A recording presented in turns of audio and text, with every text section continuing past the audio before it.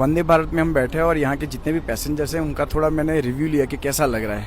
हमें हमारे भाई एक गुजराती भाई मिले हैं। सर क्या नाम है आपका? नीरज मकवाणा। मैं गुजरात राजकोट जिले से गोंडल गांव से हूँ। कैसा लगा आपको वंदे भारत का अनुभव? મને હિન્દી ભાંગું ટોટું ભાવે હો. જેમ આવડે એમ બોલો ને બાપુ. અત્યારે આ વંદે ભારત ટ્રેનમાં આ મસ્ત જો આમ એરોપ્લેન એટલે ઓલું બલૂન અમારે અહીંયા ગામડામાં એમ કે બલૂન प्लेन હોય ને એને બલૂન કે આ બલૂન જેવી ફીલિંગ આવે છે મને। दोस्तों मैं आपको बताना चाहूँगा गुजराती में काठियावाड़ में बलून यानी कि एरोप्लेन, तो बस इनको यही फीलिंग आ रही है कि एरोप्लेन में बैठे हैं।